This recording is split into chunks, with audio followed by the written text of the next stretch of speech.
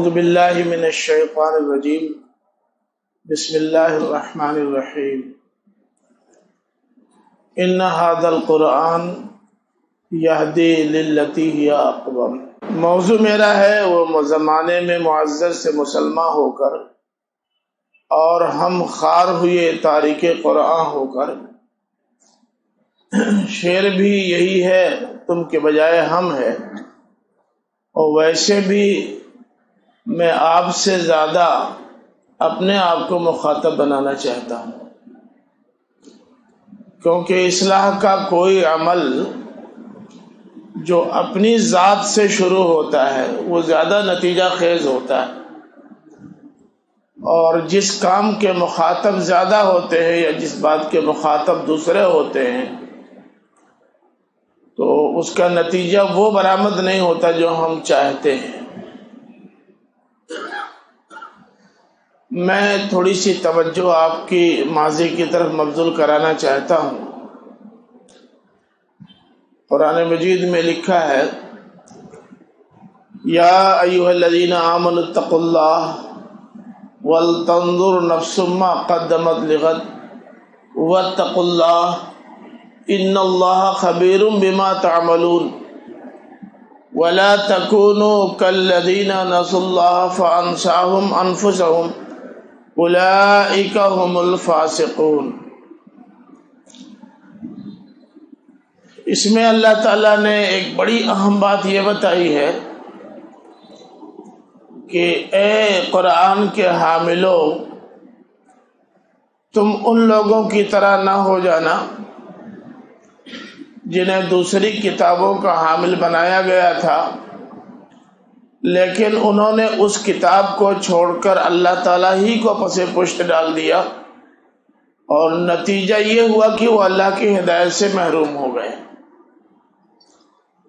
سورہ بقرہ اور سورہ آل عمران کا مطالعہ کر کے دیکھیے تو آپ کو اندازہ ہوگا کہ بنی اسرائیل کی فرد قرارداد جرم کا بڑی تفصیل کے ساتھ بیان ہوا ہے۔ بنی اسرائیل کا سب سے بڑا جرم یہ تھا کہ اللہ تعالیٰ نے ان کی ہدایت کے لیے جو کتابیں نازل فرمائی تھی، انہوں نے ان کتابوں کو پس پشت ڈال دیا تھا، ان کو نظر انداز کر دیا تھا، اسے مہجور قرار دے دیا تھا، اس سے زندگی کے کسی بھی شعبے اور گوشے سے متعلق رہنمائی حاصل کرنے کے لیے تیار نہیں تھے، اور اس کا اسلوب انہوں نے یہ اختیار کیا تھا کہ انہوں نے عوام میں یہ بات پھیلا دی تھی کہ اللہ تعالیٰ بہت بڑا ہے، اس لیے اس کی کتاب بھی بہت بڑی ہے، تو اس لیے اس کتاب کو سمجھنے کے لیے بہت بڑے بڑے علماء کی ضرورت ہے۔ بہت مشکل یہ ہے کہ بڑے علماء آپ قرار کن کو دیں گے، کیا کرائیٹیریا ہے، کیا تعارف ہے بڑے علماء کا؟ تو انہوں نے کہا بڑے علماء کا مطلب یہ ہے کہ فلاں فلاں فلاں فلاں بڑے علماء ہیں، باقی سب ان سے کمتر درجے کے ہیں، یہ براہ راست کتاب الہی کو نہیں سمجھ سکتے، اس لیے کتاب الہی کو سمجھنے کے لیے ان بڑے علماء کے فہم پر اعتماد کرنا پڑے گا۔ یوں اللہ کی کتاب سے عوام کو، متوسط درجے کے علماء کو، درمیانی فہم رکھنے والے لوگوں کو، سب کو کاٹ کے کنارے کر دیا، اور ایک طویل عرصہ گزر گیا۔ اس عرصے میں لوگوں کو معلوم ہی نہیں رہ گیا کہ اللہ تعالیٰ کی جو کتاب ہے وہ کن کن مضامین پر اور کن کن عنوانات پر مشتمل ہے۔ اس لیے بڑی آسانی کے ساتھ ان چند جغادری علماء اور فریسیوں اور فقیہوں کو اپنے عقائد و نظریات داخل کرنے اور قرآن کی تعلیمات کو باہر کرنے کا موقع مل گیا۔ اللہ تعالیٰ نے تنبیہ فرمائی ہے کہ ان کی طرح مت ہو جانا۔ اگر محض چند انتہائی ان کے اپنے بیان کے مطابق بڑے اور چیدہ علماء پر اعتماد کیا، باقی سب کو نظر انداز کر دیا، اور کتاب الہی سے براہ راست فائدہ اٹھانے کے بجائے دوسروں کے فہم پر اعتماد کرنا شروع کر دیا، تو تمہارا بھی حشر وہی ہوگا جو ان کا ہوا کہ وہ اللہ کی ہدایت سے محروم ہو گئے، تم بھی اللہ کی ہدایت سے محروم ہو جاؤ گے۔ اس منتخب جماعت پر یہ الزام دینے کی میں ہمت بھی نہیں کر سکتا کہ ان کا بھی تعلق قرآن مجید سے کمزور ہوگا۔ ابھی رمضان کا مہینہ گزرا ہے، خود قرآن مجید میں اللہ تعالیٰ نے فرمایا شہر رمضان الذی انزل فیہ القرآن ھدی للناس وبینات من الھدی والفرقان۔ قرآن کا اور رمضان کا رشتہ بڑا گہرا ہے۔ اس قرآن کو اللہ تعالیٰ نے بھیجا ہی اس لیے ہے کہ لوگ اس سے ہدایت اور رہنمائی حاصل کریں، اور قرآن سے ہدایت اور رہنمائی حاصل کرنا مشکل اس لیے نہیں ہے کہ سارے حقائق بڑے واضح انداز میں بیان کر دیے گئے ہیں۔ بینات من الہدی، حق کیا ہے باطل کیا ہے یہ بھی بیان کر دیا گیا ہے۔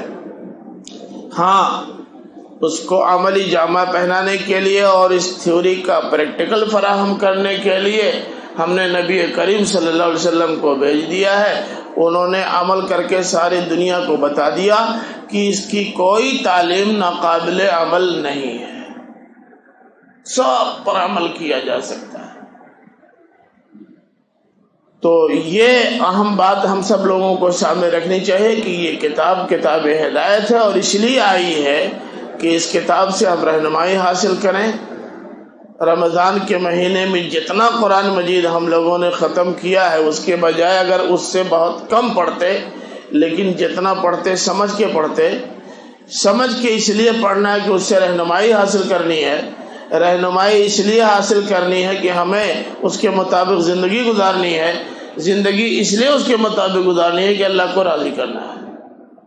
اگر ہم نے ایسا کیا ہوتا تو یہ کتاب ہمارے لیے کتاب ہدایت ثابت ہوتی۔ ہم میں سے ہر شخص کو لازماً اللہ کی کتاب سمجھ کے پڑھنا چاہیے۔ میں یہ نہیں کہتا کہ بے سمجھے پڑھنے سے کوئی فائدہ نہیں، فائدہ ہے۔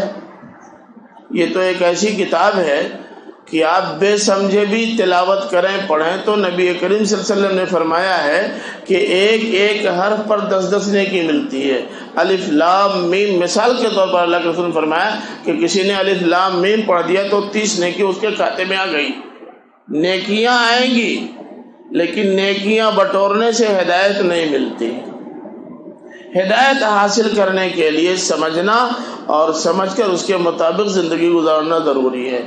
اس لیے یہ کتاب ہر صورت میں، ابھی شروع میں نے جو آیت پڑھی ان ھذا القرآن یہدی للتی ہی اقوم، یہ قرآن تو کتاب ہدایت ہے اور وہ راستہ بتا رہی ہے جو راستہ بالکل سیدھا اور سچا ہے۔ ابھی درس قرآن آپ نے سنا، آپ کو اندازہ ہوا ہوگا کہ زندگی کے کتنے گوشوں اور شعبوں سے متعلق ایک چھوٹی سی سورہ رہنمائی فراہم کی ہے، اور وہ بھی آج کے ماحول میں اس ایک سورے کو سمجھنے کی کتنی اہمیت ہے۔ اب میں آپ سے عرض کروں کہ زندگی کا کوئی شعبہ اور گوشہ ایسا نہیں ہے جس سے متعلق اللہ کی کتاب قرآن مجید رہنمائی فراہم نہ کرتی ہے۔ ہمارے عقائد و نظریات کیا ہوں گے وہ اللہ کی کتاب قرآن مجید سے پتہ لگائیے۔ عبادت کا کیا مطلب ہے، عبادت کا تصور کیا ہے، عبادت کیسے کی جائے گی، عبادت کا کیا حال ہے، اس کی روح کیا ہے، یہ اللہ کی کتاب قرآن مجید سے معلوم ہوگا۔ ہمارے آپس کے تعلقات کیسے ہوں گے، ہم لوگوں کے ساتھ معاملات کس طرح کریں، اللہ کی کتاب قرآن مجید بتائے گی۔ ہم اس دنیا میں زندگی گزارتے ہیں، ہمارے یہاں اپنے اہل خانہ بھی ہیں، بیوی ہے، بچے ہیں، والدین ہیں، بھائی ہیں، بہنیں ہیں، خاندان کے لوگ ہیں، رشتہ دار ہیں، پاس پڑوس کے لوگ ہیں، ہم عقیدہ بھی ہیں اور دوسرے عقیدے سے تعلق رکھنے والے لوگ بھی ہیں۔ ان کے ساتھ ہم کیسے زندگی گزاریں، قرآن مجید کے اندر یہ رہنمائی بھی موجود ہے۔ ہم کمائیں، مال کمانے سے اسلام نے نہیں روکا ہے، لیکن کیسے کمائیں، کمانے کے بعد کیا کریں، کہاں خرچ کریں، قرآن مجید اس کی رہنمائی فراہم کرتا ہے۔ ہم مجبور ہیں ایک اجتماعی زندگی گزارنے پر۔ اجتماعی زندگی گزارنے کے لیے سیاسی اور حکومتی نظام کی ضرورت ہے۔ ہمارا سیاسی اور حکومتی نظام کیسا ہو، ہمارا امیر کیسا ہو، ہماری مجلس شورا کیسی ہو، پارلیمنٹ ہاؤس کیسا ہو، یہ منتخب افراد مختلف سطحوں کے کیسے ہوں، ان کا لوگوں کے ساتھ کیا تعلق ہوگا، لوگوں کا ان کے ساتھ کیا تعلق ہوگا، وہ کیا کریں تو ان کا تعاون کیا جائے اور کیا کریں تو ان کا وروध کیا جائے، اس کی مخالفت کی جائے، ساری تفصیلات اللہ کی کتاب قرآن مجید کے اندر موجود ہیں۔ زندگی کا کوئی شعبہ اور کوئی گوشہ ایسا نہیں ہے جس پر اللہ کی یہ کتاب واضح رہنمائی فراہم نہ کرتی ہو۔ البتہ ان تمام تعلیمات پر عمل کیسے کیا جائے، جانا پڑے گا نبی کریم صلی اللہ علیہ وسلم کے ہاں، اور آپ کی سیرت دیکھنی پڑے گی کہ آپ نے کن حالات میں قرآنی تعلیمات پہ کیسے کیسے عمل کیا ہے۔ تو اللہ کی کتاب اور نبی کریم صلی اللہ علیہ وسلم کی سنت اور سیرت، یہ دو وہ قیمتی چیزیں ہیں جنہیں پا جانے کے بعد ہمیں گنوانا نہیں چاہیے۔ ہمارا جو بنیادی موضوع ہے، اور ہم ہار ہوئے تاریخ قرآن ہو کر، اس قرآن نے ابھی گفتگو درس قرآن میں ہوئی کہ قرآن کے اس پیغام کو لے کر اٹھنے والا ایک فرد تھا بس، اور محض 23 سال کے عرصے میں 1.25 لاکھ لوگوں کی ایک جماعت تیار ہو گئی اس فکر کے حامل کے طور پر۔ 1.25 لاکھ لوگوں کی، یہ معمولی بڑا کارنامہ نہیں ہے۔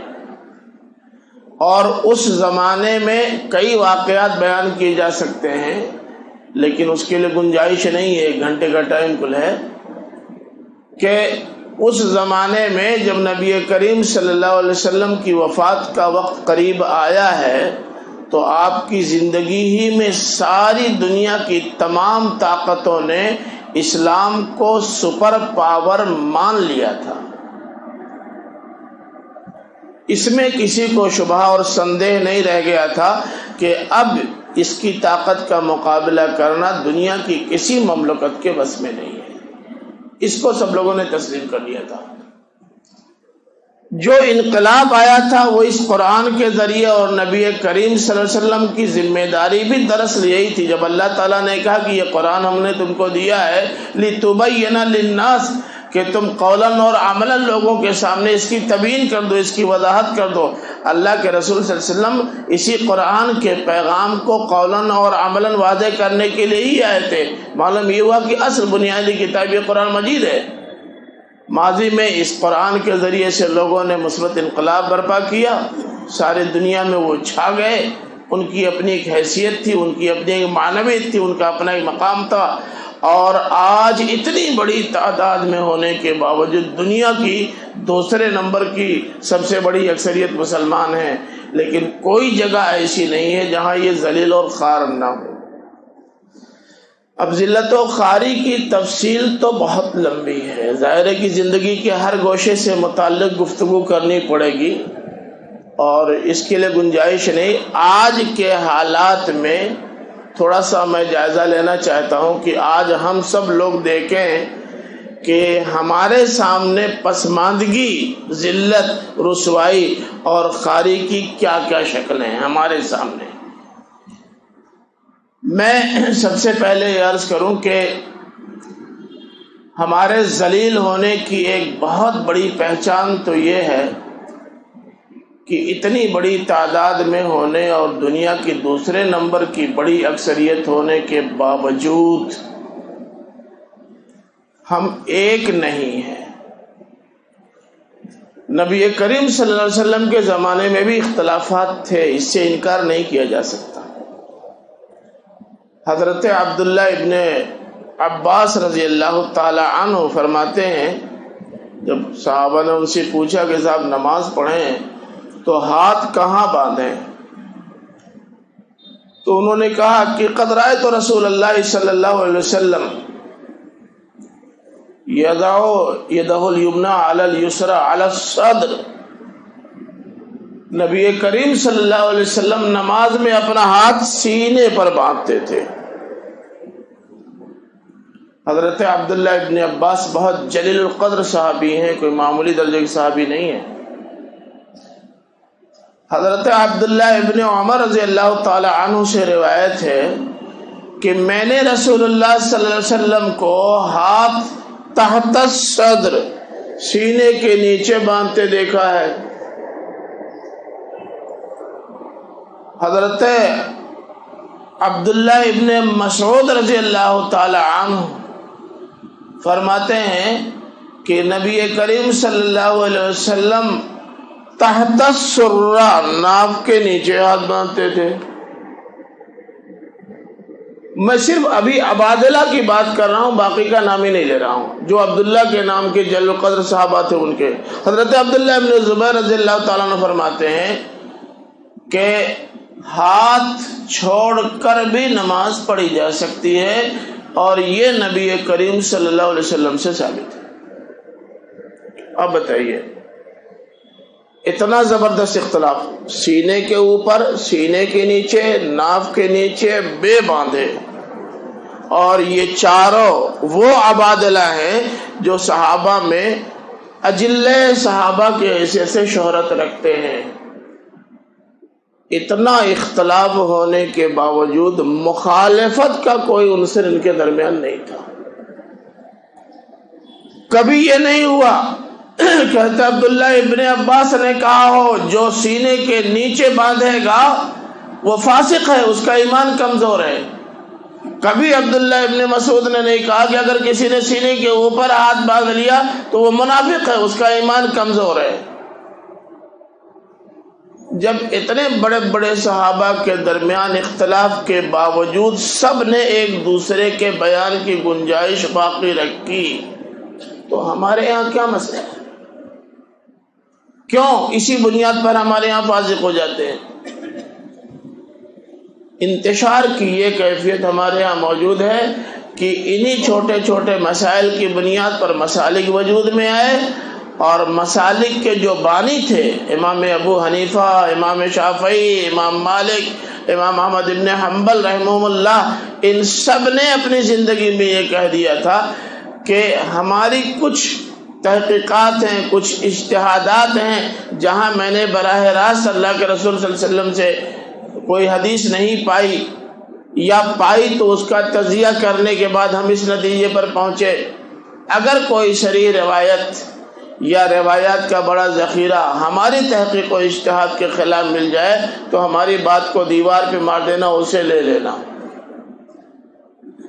ائمہ احناف میں امام ابو یوسف، امام محمد، امام ظفر، یہ سب احناف کے جلیل القدر ائمہ ہیں، سب کا شمار ائمہ احناف میں ہوتا ہے، لیکن سارے اہل علم جانتے ہیں کہ خود ان کے درمیان بھی بہت سارے امور و مسائل میں بڑا اختلاف تھا، اس کے باوجود سب ایک پارٹی کے تھے۔ ہمارے یہاں کیا دقت ہے، کون سا مسئلہ ہے؟ لیکن انتشار کا یہ عالم ہے کہ چھوٹی چھوٹی چیزوں پر یا غیر بنیادی اور فروعی مسائل پر ہمارے ہاں جوتم پیزار کی کیفیت ہے۔ یہ ہمارا سب سے کمزور پہلو ہے، جبکہ قرآن نے ہمیں کیا حکم دیا تھا؟ سورہ شورى کی آیت نمبر 13-14 ہے، وَاعْتَصِمُوا بِحَبْلِ اللَّهِ جَمِيعًا وَلَا تَفَرَّقُوا وَاذْكُرُوا نِعْمَةَ اللَّهِ عَلَيْكُمْ إِذْ كُنْتُمْ أَعْدَاءً فَأَلَّفَ بَيْنَ قُلُوبِكُمْ فَأَصْبَحْتُمْ بِنِعْمَتِهِ إِخْوَانًا وَكُنْتُمْ عَلَى شَفَا حُفْرَةٍ مِّنَ النَّارِ فَأَنْقَذَكُمْ۔ قرآن کہتا ہے کہ سب لوگ اللہ کی رسی کو مضبوطی کے ساتھ تھام لو۔ اللہ کی رسی کیا ہے؟ اللہ تعالیٰ اسے پوچھ رہے ہیں، ہم کو کیا پریشان ہونے کی ضرورت؟ سورہ انفال میں اللہ تعالیٰ نے فرمایا، اطیعوا اللہ ورسولہ ولا تنازعوا فتفشلوا وتذهب ريحكم واصبروا ان اللہ مع الصابرین۔ اللہ اور اس کے رسول کی اطاعت کرو، آپس میں اختلاف نہ کرو، کہ اس کی وجہ سے تمہاری طاقت کمزور ہو جائے، تمہاری ہوا اکھڑ جائے۔ جب تم آپس میں ٹکراؤ گے اور اللہ اور اس کے رسول کو چھوڑ کر دوسری اطاعتیں اپنے گلے میں ڈال لو گے تو تمہارے اندر انتشار ہونا بالکل طے ہے۔ معلوم یہ ہوا کہ کتاب اور سنت یہ ہے حبل اللہ، جس کو ہمیں تھامنا ہے۔ ایک تیسری آیت ہے، شرع لکم من الدین ما وصی بہ نوحا والذی اوحینا الیک وما وصینا بہ ابراہیم وموسیٰ وعیسیٰ ان اقیموا الدین ولا تتفرقوا فیہ۔ تمام نبیوں کو اللہ تعالیٰ نے یہ حکم دیا تھا، سارے رسولوں کو یہ حکم دیا تھا کہ تم دین قائم کرو اور دین میں اختلاف پیدا نہ کرو۔ یہ دین کیا ہے؟ کتاب اللہ اور سنت رسول اللہ کے علاوہ بھی کوئی دین ہے کیا؟ قرآن مجید ہی نے یہ بتایا ہے کہ فَإِن تَنَازَعْتُمْ فِي شَيْءٍ فَرُدُّوهُ إِلَى اللَّهِ وَالرَّسُولِ۔ اگر آپس میں تمہارے درمیان کسی معاملے میں اختلاف ہو جائے، رائیں کئی ایک ہو جائیں، ایک طرف اللہ اور اس کے رسول کی رائے ہو، دوسری طرف اور بہت ساری رائیں ہوں، تو اللہ اور اس کے رسول کی رائے کو لینا، باقی سب کو چھوڑ دینا۔ یہی دین ہے، اسی کی اقامت کرنی ہے، اسی کا نام حبل اللہ ہے۔ اسی لیے ہمارے علماء میں سے بعض نے حبل اللہ سے مراد قرآن مجید کو لیا ہے، بعض لوگوں نے قرآن اور حدیث کو لیا ہے، بعض لوگوں نے دین کو لیا ہے۔ آپ چاہے ادھر سے کان پکڑے چاہے ادھر سے بات ہی ہوئی۔ نبی کریم صلی اللہ علیہ وسلم کی سنت یہ قرآن مجید کی شرح و تفسیر ہے۔ نبی کریم صلی اللہ علیہ وسلم پر آنے والی کتاب ہدایت قرآن مجید ہے۔ اللہ کی اس کتاب کو اگر مضبوطی کے ساتھ تھام لیتے اور اسی سے رہنمائی حاصل کرتے اور نبی کریم صلی اللہ علیہ وسلم کی زندگی کا مطالعہ کرتے تو ہمارے اندر جو انتشار ہے وہ انتشار نہ ہوتا۔ انتشار کا یہ عالم ہے کہ آپ پوری دنیا کو چھوڑیے، ہندوستان اور ہندوستان کو بھی چھوڑیے، صرف اتر پردیش کی بات کیجیے تو اتر پردیش میں ابھی کسی بھی جماعت اور کسی بھی مسلک، کسی بھی فکر اور کسی بھی ادارے کے خلاف اگر کوئی کارروائی ہوتی ہے شرپسند عناصر کی طرف سے تو باقی سب خاموش رہتے ہیں کہ معاملہ ان کا ہے، ہمارا نہیں ہے، حالانکہ ہمارا یہ معاملہ ہے، ان کا نہیں ہے۔ تو سب سے ہماری ذلت و خواری کی ایک بڑی وجہ، بہت بڑی وجہ یہ ہے کہ ہم اتحاد کے بجائے انتشار میں مبتلا ہو گئے۔ آپ کو یاد ہوگا شیخ الہند مولانا محمود الحسن صاحب مالٹا کے جیل میں 4 سال تھے۔ 4 سال جیل سے میں رہ کر باہر جب آئے تو دارالعلوم دیوبند میں انہوں نے اساتذہ اور طلباء کی ایک میٹنگ بلائی، ایک جلسہ بلایا۔ اس میں انہوں نے کہا بھائیوں مجھے تقریر نہیں کرنی ہے، صرف ایک بات کہنی ہے، اسی لیے آپ کو بلایا ہے۔ اصل میں 4 سال جیل میں تھا، مسلسل میں غور کرتا رہا کہ مسلمانوں کی ذلت و خواری کے کیا اسباب ہیں۔ تو 4 سال کے غور و فکر کے بعد میری سمجھ میں جو آیا وہ یہ کہ اس کے صرف 2 اسباب ہیں بس۔ ایک سبب یہ ہے کہ لوگوں نے اللہ کی کتاب قرآن مجید سے رہنمائی حاصل کرنا چھوڑ دیا ہے، اور دوسرا سبب یہ ہے کہ وہ آپس میں ایک نہیں ہیں، منتشر ہیں، ان کی طاقتیں بکھری ہوئی ہیں، ان کی ہوا اکھڑ گئی ہے۔ میری گزارش یہ ہے کہ صرف یہ 2 کام کر لیجئے، ذلت و خواری اور پستی و نکبت سے باہر آ جائیں گے، دنیا میں آپ کا ڈنکا پھر بجنا شروع ہو جائے گا۔ وہ یہ کہ اللہ کی کتاب سے پھر سے جڑ جائیے، رہنمائی اس سے حاصل کیجئے اور اپنے اختلافات باقی رکھتے ہوئے مخالفت سے باز آئیے، ایک ہو جائیے بس، اور کچھ نہیں۔ اختلافات ہو سکتے، ایک گھر میں آپ 10 آدمی ہیں، کسی معاملے میں آپ لوگوں سے رائے لیں گے، اختلاف ہو جائے گا، فہم سب کا الگ الگ ہوتا ہے، مزاج سب کا الگ الگ ہوتا ہے، لیکن جو فیصلہ ہو جائے اگر گھر کے سارے لوگ تسلیم نہ کریں تو ایک گھر نہیں چل پائے گا۔ نبی کریم صلی اللہ علیہ وسلم کے پاس جب بدر کے غزوے کے موقع پر گرفتار ہو کر کے لوگ آئے دشمنان اسلام، تو نبی کریم صلی اللہ علیہ وسلم نے صحابہ کرام کی ایک میٹنگ کی، ان سے پوچھا بھائی یہ تو وہ بدماش لوگ ہیں جنہوں نے بہت ستایا ہے ہم لوگوں کو، بات بہت پرانی ہے بھی نہیں، اب تک پیچھا نہیں چھوڑ رہے ہیں، اب تک پیچھا نہیں، یہ جنگ بھی انہی کی وجہ سے مسلط ہوئی ہے، یہ ہم کو تنگ کرنا بند نہیں کر رہے ہیں، ان کے ساتھ کیا کیا جائے؟ اللہ کے رسول صلی اللہ علیہ وسلم چاہتے تو ایک فیصلہ لے لیتے، مگر آپ نے مشورہ کیا۔ مشورے میں حضرت ابو بکر نے یہ کہا کہ اللہ کے رسول، میری رائے یہ ہے کہ ان کو چھوڑ دیا جائے، ان پر رحم کیا جائے گا، چھوڑ دیا جائے گا تو ان پر ہماری اخلاقی عظمت ان کے دل دماغ میں بیٹھ جائے گی۔ عمر نے کہا نہیں، میری رائے یہ ہے کہ ان کو بالکل نہ چھوڑا جائے، سب کو کاٹ دیا جائے، سب کو قتل کر دیا، سب کی گردن مار دی جائے۔ اتنا زبردست اختلاف، بعد المشرقین۔ عثمان نے کہا نہیں، میرا خیال ہے کہ ان کو چھوڑ بھی دینا چاہیے اور تھوڑا کچھ گفٹ وغیرہ بھی دے دینا چاہیے ان کو، تاکہ ایک تو چھوڑ دینے کا اور دوسرے گفٹ دے دینے کا ان کے دماغ پر اچھا اور مثبت اثر پڑے۔ علی نے کہا نہیں بھائی، مجھے اس سے اختلاف ہے، انگلی اٹھا دی، مجھے اس سے اختلاف ہے۔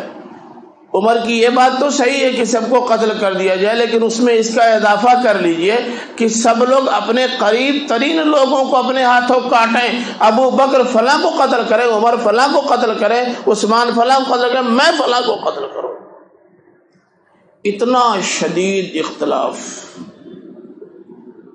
لیکن جب نبی کریم صلی اللہ علیہ وسلم نے کہا بھائی دیکھو، میں مناسب یہ سمجھتا ہوں کہ ان کو چھوڑ دیا جائے، نہ لاٹھی لے کے عمر کھڑے ہوئے نہ علی، ایسی قیادت نہیں چاہیے، آپ کو امارت سے ڈیزالو کرتے ہیں، امارت ہم لیں گے، ایسے دبے کچلے لوگ، بدھو اور بیٹھے بٹھائے لوگ اگر آگے آ جائیں گے تب تو تحریک ڈوب جائے گی۔ یہ کسی نے نہیں کہا، قائد تحریک اور وہ بھی نبی کریم صلی اللہ علیہ وسلم کا ایک فیصلہ ہے، اپنی رائے واپس۔ ایک دو نہیں، سینکڑوں ایسے مواقع ہیں جن کی بنیاد پر ہمارے یہاں اختلاف مخالفت میں تبدیل ہو جاتا ہے اور یہ مخالفت انتشار کا سبب بن جاتی ہے، مگر نبی کریم صلی اللہ علیہ وسلم کے یہاں ایسا نہیں تھا۔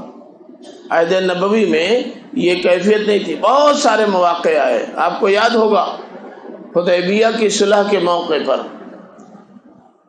نبی کریم صلی اللہ علیہ وسلم نے، اللہ تعالیٰ کی طرف سے باقاعدہ حکم نہیں آیا تھا لیکن اشارہ مل گیا تھا کہ یہ لوگ جس شرط پہ صلح کرے صلح کر لو۔ شرط انہی لوگوں نے ٹھہرائی تھی، مکہ والوں نے، مگر اللہ کے رسول صلی اللہ علیہ وسلم نے صلح کر لی، حالانکہ اس میں بعض شقیں بڑی خراب تھیں اور مسلمانوں کے لیے انتہائی ناگوار خاطر، لیکن اسے لوگوں نے تسلیم کر لیا۔ نبی کریم صلی اللہ علیہ وسلم نے اعلان فرمایا کہ بھئی لوگوں دیکھو، عمرہ کرنے کے لیے ہم آئے تھے، جو لوگ اپنے اپنے جانور لے کر کے آئے تھے وہ سب یہیں قربان کر دیں اور اپنے بال کٹوا لیں، ایک صحابی اپنی جگہ سے نہیں ہلا۔ نبی کریم صلی اللہ علیہ وسلم نے پھر اعلان فرمایا سب لوگ قربانی کریں، حلق کروا لیں، کوئی نہیں ہلا۔ پھر آپ نے کہا، اللہ کے رسول صلی اللہ علیہ وسلم کو تشویش ہوگی، ارے بتائیے، یہ تقریباً 1400 افراد کا منتخب مجمع چن کے جن کو یہاں لایا گیا ہے، یا جو اپنے جی سے ہمارے ساتھ آنے کے لیے تیار ہوئے ہیں، یہ وہ لوگ ہیں جو ہمارے نام پر اپنی جان تک قربان کرنے کے لیے تیار ہیں، ایک حکم پر عمل نہیں کر رہے۔ آپ کی زوجہ محترمہ، آپ کے ازواج میں سے ایک زوجہ آپ کے ساتھ تھے، انہوں نے کہا اللہ کے رسول یہ معاملہ بڑا جذباتی ہے۔ جذباتی یوں ہے کہ جو شرطیں رکھی گئی ہیں صلح کی بڑی ظالمانہ ہیں، ان ظالمانہ شرطوں کو قبول کر لینا گویا اپنے آپ کو غلط ثابت کرنا ہے، یہ آسان نہیں ہے، لیکن اگر اللہ تعالیٰ کی طرف سے آپ کو یہ اشارہ ملا ہے کہ ایسا کرنا ہے تو اب یہ تقریر سے مسئلہ حل نہیں ہوگا، اب عمل سے اس مسئلے کا حل نکلے گا۔ ایسا کیجئے، آپ آگے بڑھیے، قربانی کیجئے، حلق کروا لیجئے، سب کی سمجھ میں آئے گا کہ یہ قطعی فیصلہ، اس میں اختلاف کی گنجائش نہیں، رائیں دی جا سکتی ہیں لیکن اختلاف نہیں ہو سکتا۔ نبی کریم صلی اللہ علیہ وسلم نے اٹھ کے ایسے کیا، سب نے آپ کی اتباع میں قربانی کر دی اور حلق کروا لیا۔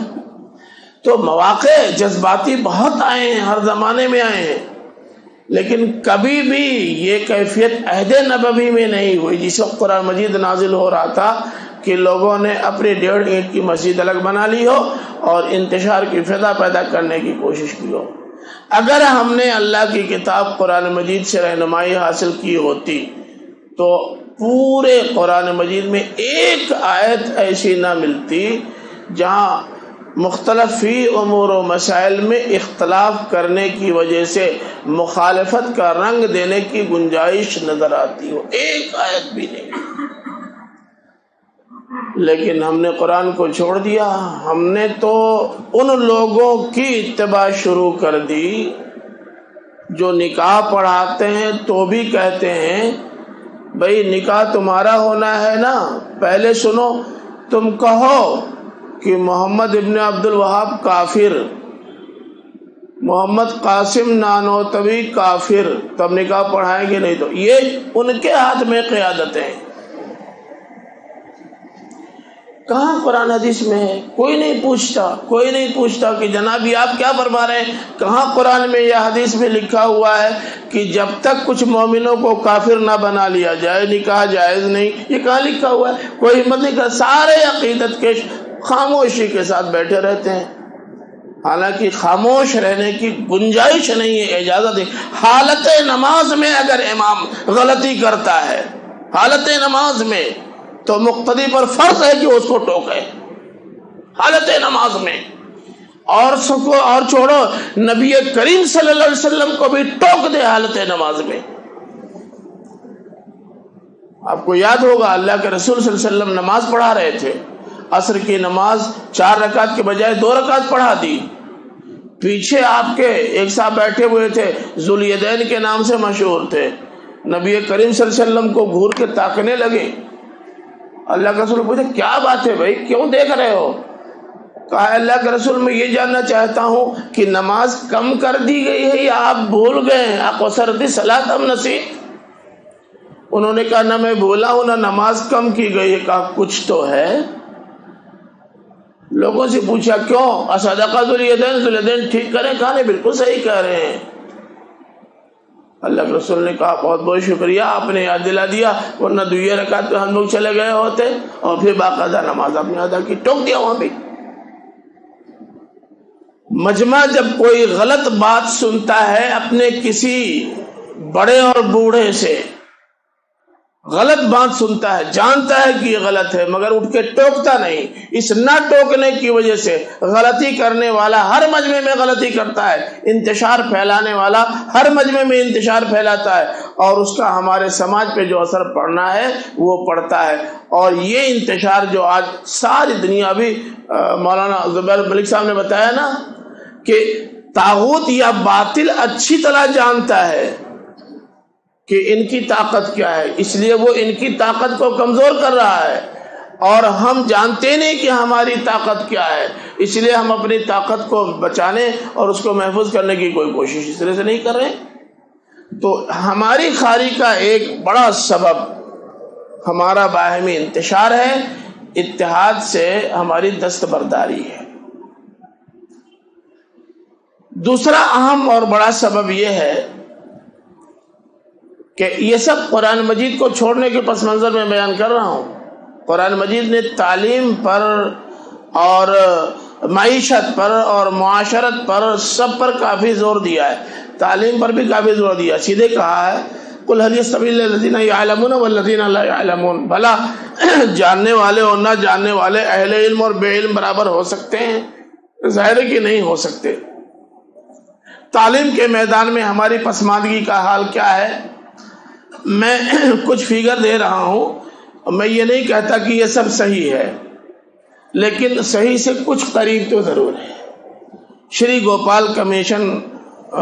گوپال سنگھ کمیٹی اور نیشنل سیمپل سروے جو 2001 میں ہوا، اور سچر کمیٹی کی جو رپورٹ آئی ہے، ہمیں سے بہتوں کو اختلاف ہے کہ یہ رپورٹ صحیح نہیں ہے اور سروے صحیح نہیں ہوا۔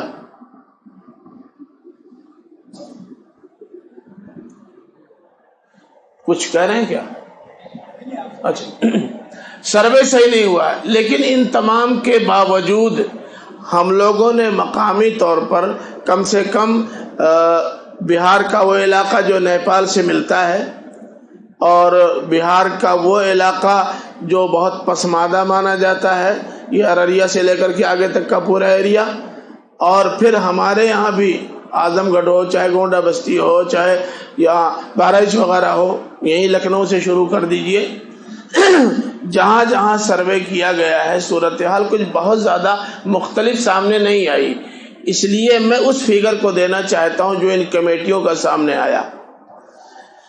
نبی کریم صلی اللہ علیہ وسلم نے کیا فرمایا تھا؟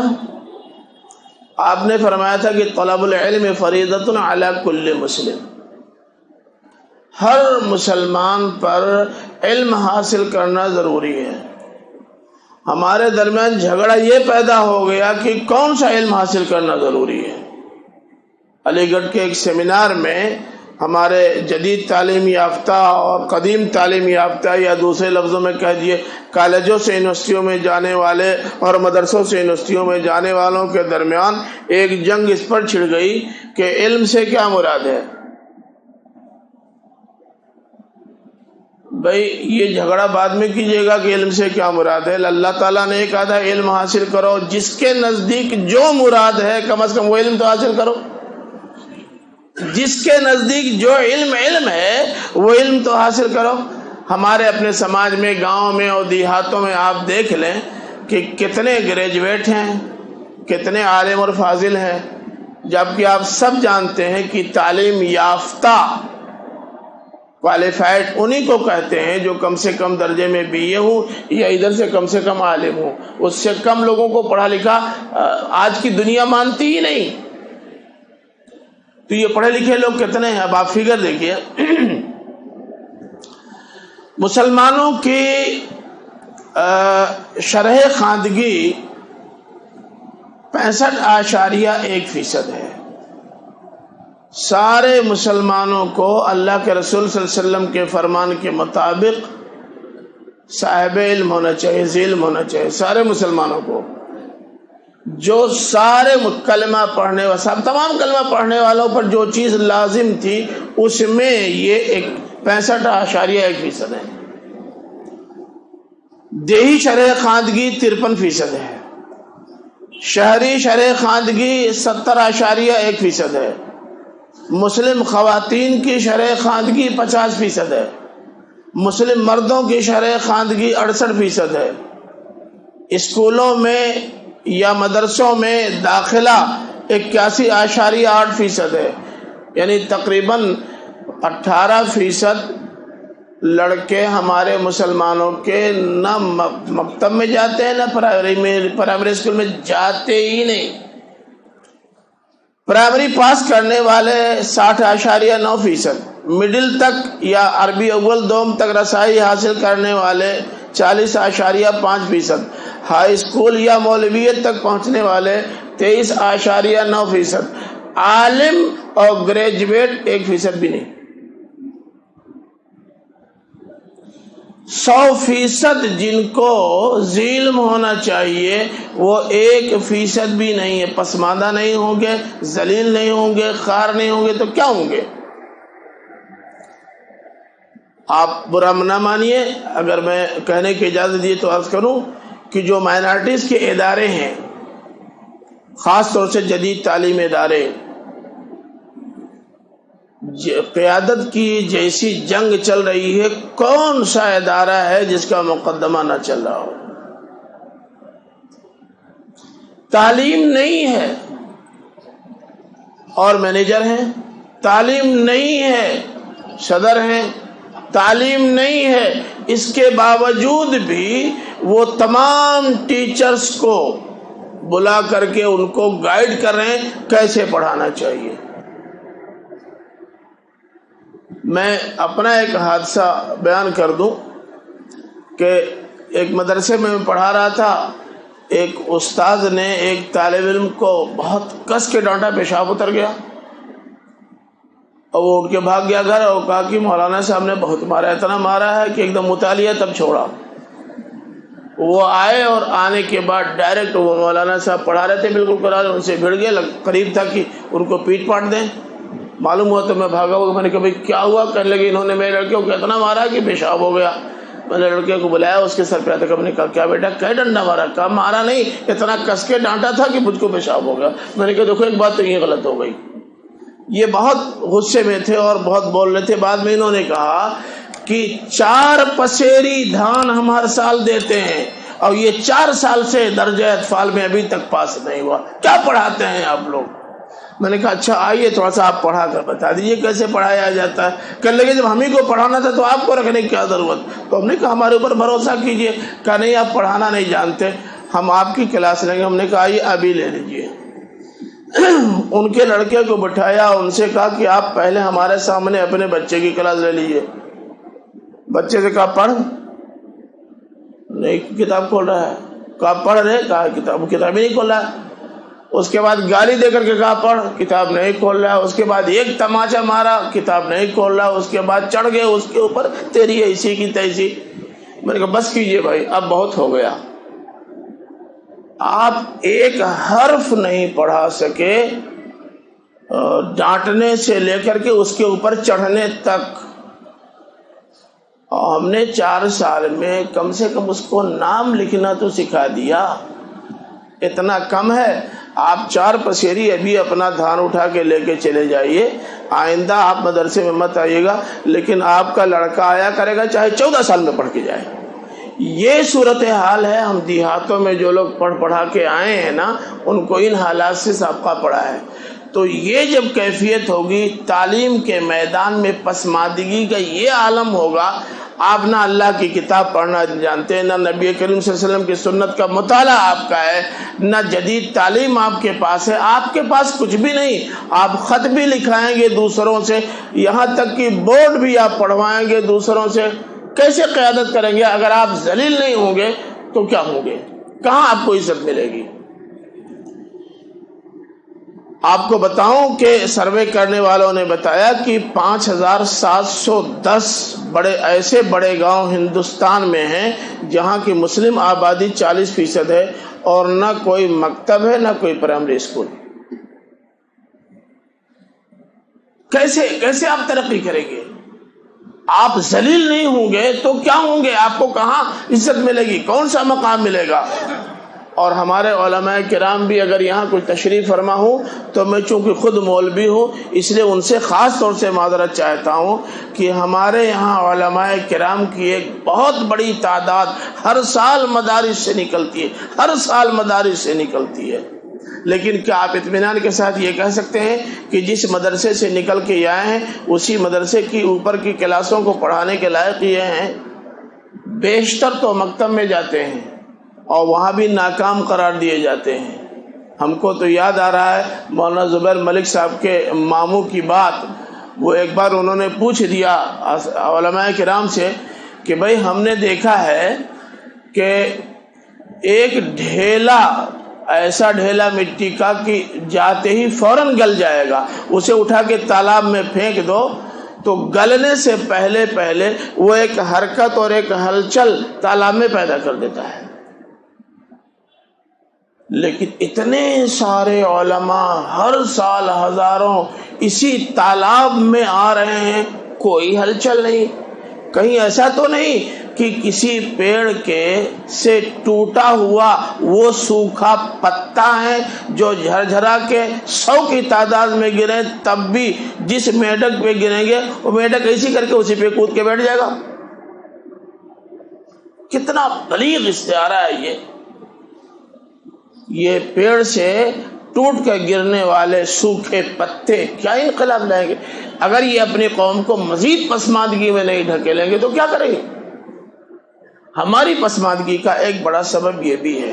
ٹھیک ہے کہ حکومتوں کا مسلمانوں کے ساتھ جانبدارانہ رویہ بھی اس میں شامل ہے, مسلم قائدین کی ملی بے نیازی بھی اس میں شامل ہے, جدید تعلیم کے حصول کی راہ میں خود علماء کرام کی رکاوٹیں بھی ہیں, مدارس کا غیر مؤثر کردار بھی ہے, تعلیم کی بیداری کے لیے سنجیدہ مہم کا فقدان بھی ہے. لیکن ہم میں سے ہر ایک اپنے اپنے طور پر اپنے مستقبل کے لیے, اپنے بچوں کے مستقبل کے لیے کیا خاکہ رکھتا ہے؟ کچھ ہے؟ ہم لوگ مدرسوں میں آخری کلاسوں کو پڑھاتے ہیں, آخری جو فضیلت آخر میں ہے، بس 2-4 مہینے کے بعد فارغ ہو جائیں گے. ان سے پوچھئے کہ اب یہاں سے فارغ ہونے کے بعد کیا کرنا ہے. ابھی تو نہیں سوچا ہے. ان کے باپ سے پوچھئے آپ کا لڑکا اس سال فارغ ہو جائے گا نا؟ پتہ ہے؟ ہاں پتہ ہے اس سال فارغ ہو جائے گا. تو دعوت کر دوں مولانا صاحب، دعوت کر دوں؟ ارے دعوت کرو چاہے نہ کرو، یہ تو بتاؤ کہ اب یہ لڑکا فارغ ہونے کے بعد کیا کرے گا. مولوی صاحب تو آپ ہی بتا دیجیے، ہم نے تو کچھ سوچا نہیں ہے. یہ قوم کیسے آگے بڑھ سکتی ہے جن کا لڑکا ایک پورا مرحلہ مکمل کرنے کے بعد دوسرے مرحلے میں داخلے کی منزل میں ہے؟ ان کا کوئی پلان نہیں ہے ابھی تک، کوئی پلان نہیں. جن یہودیوں کی بات ہم کرتے ہیں صبح شام، جن کو گالی دیتے ہیں، سنا ہے پڑھا بھی ہے کہ بچہ پیدا ہونے سے پہلے رحم مادر میں دونوں میاں بیوی بیٹھ کے سوچ لیتے ہیں کہ لڑکا پیدا ہوگا تب اس کو کیا بنانا ہے، لڑکی پیدا ہوگی تب کیا بنانا ہے. ابھی پیدا ہی نہیں ہوئے، وہ آگے جائیں گے، آپ نہیں جا سکتے. تو یہ ہے ہماری تعلیمی پسماندگی کا حال. معیشت کے میدان میں بھی ہمارا حال کچھ ایسے ہی ہے، لیکن میں اس کو چھوڑتا ہوں، وقت بہت زیادہ نہیں ہے. سیاست کے میدان میں بھی ہمارے پاس پوائنٹس کافی ہیں، لیکن ان کو بھی میں چھوڑتا ہوں. 2 خاص اور اہم موضوع جو اس وقت کے برڈن پوائنٹس ہیں، میں ان پر گفتگو کرنا چاہتا ہوں. ہمارے پاس اپنا پرسنل لا ہے، سب کے پاس ہے، سارے مذاہب کے لوگوں کے پاس. ہمارے پرسنل لا کا ایک بورڈ بھی ہے جس کو مسلم پرسنل لا بورڈ کہتے ہیں. میں اس کی صرف اتنی تشریح جانتا ہوں، باقی آپ لوگ زیادہ جانتے ہیں کہ مسلم پرسنل لا بورڈ کی ذمہ داری ہے مسلم پرسنل لا کی حفاظت، بس اور کچھ نہیں. مسلم پرسنل لا کی حفاظت کا یہ حال ہے کہ ابھی طلاق کا ایشو ہوا، ہمارے سامنے آیا. حکومت نے ایک مجلس کی 3 طلاقوں کو 3 ماننے سے انکار کر دیا. دوسرے لفظوں میں انہوں نے یہ پاس کر دیا کہ طلاق بدعی لاگو نہیں ہوگی. کیوں بھائی؟ کیا طلاق کا اچھا ابھی تک طلاق کا میٹر ان کے سامنے واضح نہیں ہے، اب بھی حکومت کے سامنے واضح نہیں ہے. اب تو عدالتوں میں پٹیشن داخل ہو رہی اس بات کی بھی کہ طلاق حسن کو بھی اب کالعدم قرار دینا چاہیے، اور درخواست دینے والی مسلم خواتین ہیں، مسلم خواتین. کیوں معلوم ہے؟ وجہ اس کی یہ ہے کہ ہم ابھی تک مسئلہ طلاق حکومت کے سامنے اور برادران وطن کے سامنے واضح ہی نہیں کر سکے. نہیں جانتے، وہ جانتے ہی نہیں. ایمانداری کی بات یہی ہے. قرآن نے کہا الطلاق مرتان. الطلاق مرتان کا مطلب کیا ہوا؟ عام طور سے ہم لوگ ترجمہ کر دیتے ہیں کہ طلاق 2 بار ہے. کیوں 2 ہی بار ہے؟ 3 بار بھی تو ہے. 2 بار کا کیا مطلب؟ اصل میں مرتن کا لفظ عربی زبان میں جب آتا ہے تو اس کا اپنا ایک خاص معنی ہوتا ہے، اس کو سمجھنا چاہیے. مرتن کا لفظ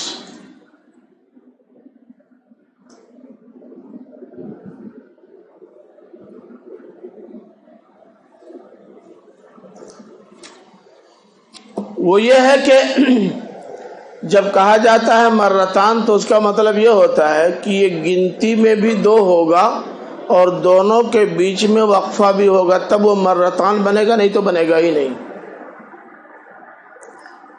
اگر یہ کہہ دیں کہ میں نے 2 طلاق دے دی تو کہا جائے گا طلق تو تطلیقتین، میں نے 2 طلاق دی.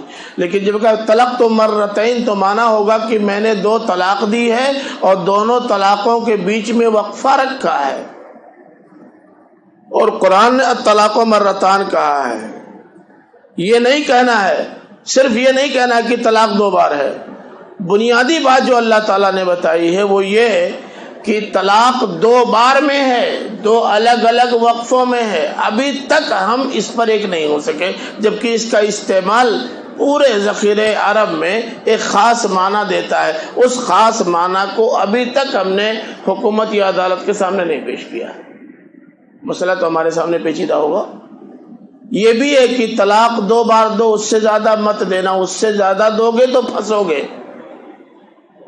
اور طلاق 2 بار میں دینا، 1 بار میں نہیں، 1 بار میں 1 سے زیادہ دو گے تو پھنسو گے۔ اور یہ مرتن کا استعمال دیکھیے، اللہ تعالیٰ نے قرآن میں فرمایا ہے کہ اپنے بچے بھی اگر اپنے والدین کے کمرے میں داخل ہوتے ہیں تو 3 مرات 3 مرات ایسے ہیں جن میں وہ بغیر اجازت نہیں جا سکتے۔ اب وہ چھوٹے بچے کیا جانے اجازت کس چیز کا نام ہے، لیکن آپ سے کہا گیا کنڈی انڈی ذرا بند کر کے رکھیے، جو چاہے جب تبے نہ گھس جائے۔ کون سے 3 ٹائم؟ ایک عشاء کے بعد، دوسرے تہجد کے بعد فجر سے پہلے، اور تیسرے ظہر کے بعد جو آرام کا ٹائم ہوتا ہے۔ قرآن نے کہا کہ یہ اوقات ایسے ہیں جن میں کپڑے لوگ اتار دیتے ہیں۔ یہ کپڑا اتارنا استعارہ ہے، آپ سب لوگ جانتے ہیں۔ یہ ایسے مواقع جہاں میاں بیوی ایک دوسرے سے بے تکلف ہو جاتے ہیں، اور ایسی بے تکلفی کہ ان کے علاوہ کسی اور کے لیے دیکھنا جائز نہیں، چاہے ان کی اولاد ہو چاہے ان کے والدین ہو۔ یہ ہے مرتن کا استعمال۔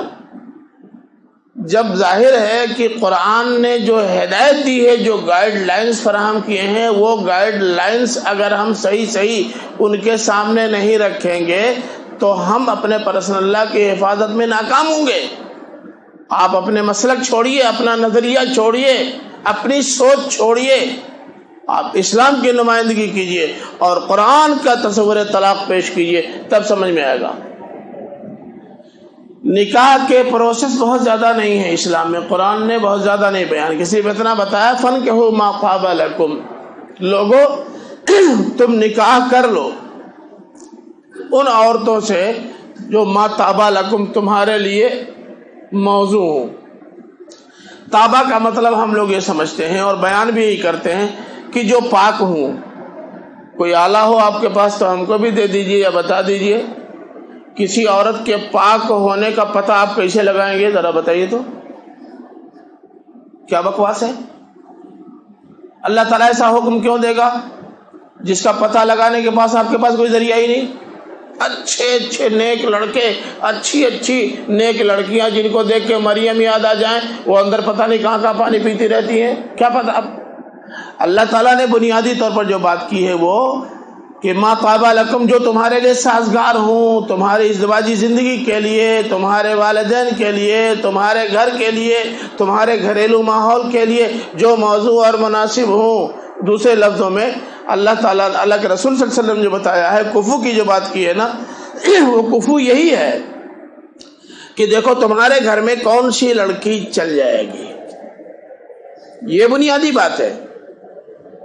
ہم لوگ دیکھتے یہ ہیں اپنے سے اونچے معیار کا لڑکا اور اپنے سے اونچی معیار کی لڑکی تلاش کر لیتے ہیں، گاڑی پھنس جاتی ہے، طلاق کے واقعات ہوتے ہیں۔ تو نکاح کے پروسیس بہت لمبے نہیں ہیں، صرف اتنی سی بات ہے کہ جو تمہارے گھریلو ماحول کے لیے مناسب اور موزوں و سازگار ہو اس سے نکاح کر لو، بس اتنی سی بات ہے۔ لیکن جب ہم نکاح کرنے جاتے ہیں تو ناک لمبی ہو، قد 5 فٹ 6 انچ ہو، کلر ذرا ایسا ہو اور جسم ذرا ایسا شیڈول ہو اور خاندان ایسا ہو، یہ ساری تفصیلات معلوم کرتے ہیں۔ اور ذرا وہ مالدار گھر میں رہی ہو، مالوں میں پلنے والی، لالچی نہیں ہوتی، 50 قسم کے۔ اور جو بنیادی چیز ہے کہ وہ تمہارے گھر میں چلنے کے لائق ہے کہ نہیں، اس پر بالکل دھیان نہیں دیتا۔ وہ کیا نام ہے، انگور اور زاغ دونوں کو اکٹھا کر دیتے ہیں، مسئلہ پیدا ہو جاتا ہے۔ یہ تو نکاح کی بات ہے۔ اور طلاق کے سلسلے میں میں آیات کوٹ کر سکتا ہوں لیکن ٹائم نہیں۔ اللہ تعالیٰ نے طلاق کے پروسیس بیان کر دیے صاف۔ فرمایا دیکھو اگر تمہاری بیوی تمہارے لیے مسئلہ پیدا کر رہی ہے تو پہلے تم سمجھاؤ کہ تم میری زندگی میں آ چکی ہو، میں تمہاری زندگی میں آ چکا ہوں، اس گھر کا حصہ ہیں ہم دونوں کو ایسے جینا چاہیے اس گھر میں، سمجھائیے پہلے محبت کے ساتھ۔ اگر وہ محبت کی زبان نہ سمجھے فَعِظُوهُنَّ، عربی زبان میں وازن کا لفظ آتا ہے تو خالی نصیحت کرنے کے لیے نہیں آتا، ایسے نصیحت کرنے کے لیے آتا ہے۔ عربی زبان کا وازن نصیحت کے ساتھ ساتھ دھمکی بھی شامل کرنے کے لیے آتا ہے، تو اس کو دھمکاؤ کہ دیکھو بھائی بہت سمجھا چکے ہیں، اگر تم ماننے کے لیے تیار نہیں ہو تو سوچ لینا، اگر اس سے بھی بات نہ بنے تو ہر دم مسکرانے والے کبھی ناراض بھی ہو جاؤ نا، اپنی ناراضگی کا اظہار کر دو، لیکن اگر اس کا بھی کوئی اثر نہیں لیتی تو اپنا بستر یا تو الگ کر لو یا اس کا بستر الگ کر دو، رہے کمرہ وہی لیکن ذرا بستر الگ الگ رہے۔ اس کے باوجود بھی وہ اپنا اڑیل رویہ نہیں چھوڑتی تو ایک آدھ چمٹ بھی لگا دو کہ چومنے چاٹنے والا چانٹا بھی لگا سکتا ہے، لیکن ایسے مت مانا کہ ٹوٹ پھٹ جائے غیر مبرح۔ اگر اس کے باوجود بھی اس کا رویہ تبدیل نہیں ہوتا تو حکم من اہلہ و حکم من اہلہا، ایک آدمی وہاں سے جو حکم بننے کے لائق ہو، ہر ایرا غیرہ نہیں، اس خاندان کا ایک آدمی اس خاندان کا، کہ یہ دونوں ایسے ہوں جو پتہ لگا کر کے صورتحال کا صحیح تجزیہ کر سکتے ہیں، ان کو بیچ میں ڈالا جائے اور وہ صورتحال معلوم کر کے جس کی غلطی اس کو سمجھائیں، جس کی غلطی نہیں ہے اسے بھی تھوڑا نرم کرنے کی کوشش کریں۔ اس کے باوجود بات نہ بنے تب الطلاق ہے، اور وہ بھی فرمایا کہ طلاق دینے والے زیادہ زیادہ 2 طلاق دینا، 2 سے آگے مت بڑھنا، نہیں تو گڑبڑ ہو جائے گا۔ اور طلاق بھی 2 تو کیسے؟ امام ابن تیمیہ تو کہتے ہیں کہ ایک بار طلاق دینے کے بعد پوری عدت میں جتنی طلاق دی جائے گی 1 ہوگی، اور علماء کہتے ہیں کہ نہیں، 1 مہینے کے بعد دوسری طلاق دینی چاہیے، وہ ٹھیک ہے۔ ایک مجلس میں 1 سے زیادہ طلاق کو سب غلط مانتے ہیں، کچھ لوگ کہتے ہیں غلط ہی صحیح مگر ہو جائے گی، کچھ کہتے ہیں ہوگی بھی نہیں۔ یہ ایک مجلس میں 3 طلاق کا ذکر اور اشارہ نہ قرآن مجید میں ہے نہ حدیث میں ہے، کیوں آپ یہ طلاق دے رہے ہیں؟ ہم کہتے ہیں کہ حضرت عمر رضی اللہ تعالی عنہ نے اسے واقع قرار دیا، آدھا مت بولو، پورا بولو۔ جب واقع قرار دیا تو لاٹھی کے ساتھ واقع قرار دیا، کوڑا لگواتے۔ جو طلاق ایک مجلس میں 1 سے زیادہ دیتا تھا، پہلے تو کہتے تھے اب تمہاری بیوی واپس نہیں ہوگی، مفتی کے پاس فتویٰ لینے مت جانا، اور اس کے بعد کوڑا اٹھا کے کوڑا چھٹی کا دودھ یا جاتا تھا، دور کے دیکھنے، ارے بھئی یا طلاق یا تو دینا مت، یا دینا ہے تو 1 سے زیادہ کا نام مت لینا۔ واقع تو قرار دے دیا اور کوڑا بھیجوا دیا سعودی عرب، روز طلاق واقع ہوتی ہوگی۔ یہ سب سے بڑا ایشو ہے جو مسلمانوں کے لیے مسئلہ پیدا کر رہا ہے۔ قرآنی آیات موجود ہیں، ان کی روشنی میں طلاق کے پروسیس کو سمجھیے، جاننے کی کوشش کیجیے۔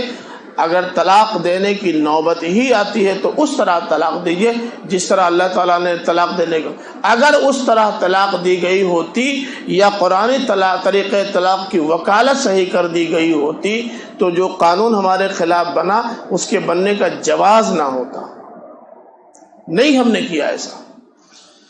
اب آخری بات میں عرض کر دوں، باقی سب چھوڑتا ہوں۔ موضوع اصل میں ایسا ہے کہ وہ بہت تفصیلی ہے۔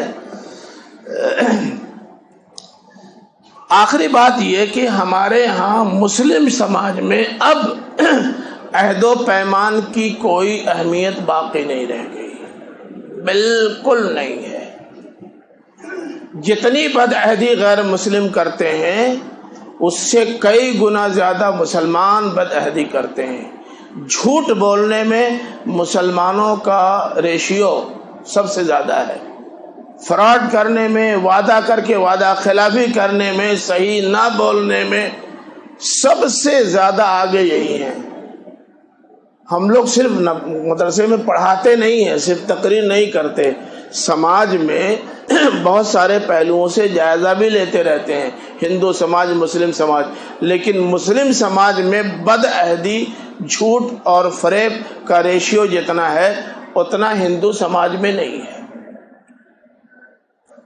جبکہ قرآن کیا کہتا ہے؟ یا ایھا الذین آمنوا اوفوا بالعقود، سورہ مائدہ نمبر 1 ہے۔